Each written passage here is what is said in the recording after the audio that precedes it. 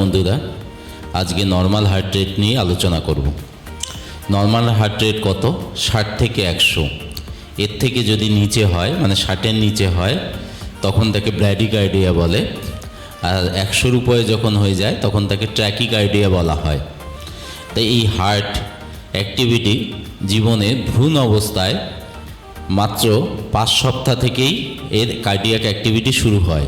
এই cardiac activity তখন কানে শোনা যায় না, ইউএসজি আল্ট্রাসাউন্ডের মাধ্যমে, টিবিএস বলে একটি আল্ট্রাসাউন্ড আছে, তার মাধ্যমে এটিকে ডিটেক্ট করা হয়।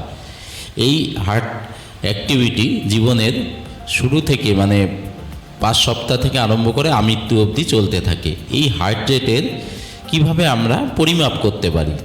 স্টেথোস্কোপে বা খালি হাতে আমরা হাতের হৃদস্পন্দন দেখে বা হাতে পালস রেট দেখে, রেডিয়াল পালসে, সেটা দেখে আমরা এটাকে বুঝতে পারি।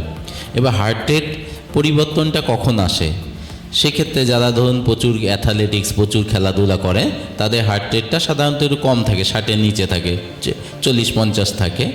এবং যারা যদি খুব কায়িক পরিশ্রম করছেন, শরীরে অক্সিজেন ডিমান্ড বেড়ে গেছে, সেক্ষেত্রে হার্ট রেটটা বেশি হয়ে থাকে, তখন তাকে ট্র্যাকিকার্ডিয়া বলা হয়। বা বিভিন্ন ডিজিজের ক্ষেত্রেও হার্ট রেটে পরিবর্তন হয়। যেমন যদি শরীরে রক্ত অল্পতা থাকে, থাইরয়েডের প্রবলেম যদি থাকে, সুগারের যদি প্রবলেম থাকে, মানসিক চাপের মধ্যে যদি থাকেন, বা ঘুমের সময় হার্ট রেট পরিবর্তন হয়। শিশুদের হার্ট রেটটা আমাদের নর্মালের মানুষের থেকে একটু, মানে নর্মাল যাদের অ্যাডাল্ট আছে তাদের থেকে একটু বেশিই থাকে, কেননা তাদের অ্যাক্টিভিটিটা বেশি থাকে এবং শিশুদের হার্টের সাইজ কম থাকে, তার ফলে পাম্প বেশি করতে হয়। মানে যার হার্ট যত ছোট তার হার্ট রেট তত বেশি, মানে চড়ুই পাখির হার্ট রেট মারাত্মক বেশি, সেক্ষেত্রে প্রায় 1000-এর কাছাকাছি।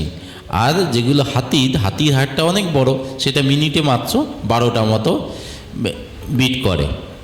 তাই এই হার্ট রেটটা পরিবর্তন যদি কোনো সময় হয়, আপনি আপনার পালসে হাত দিয়ে বুঝতে পারবেন। সেই পরিবর্তনের সঙ্গে আপনি সঙ্গে সঙ্গে নিকটবর্তী কোনো স্বাস্থ্য প্রতিষ্ঠান বা ডাক্তারবাবুর সঙ্গে যোগাযোগ করবেন। নমস্কার, ভালো থাকবেন, সুস্থ থাকবেন।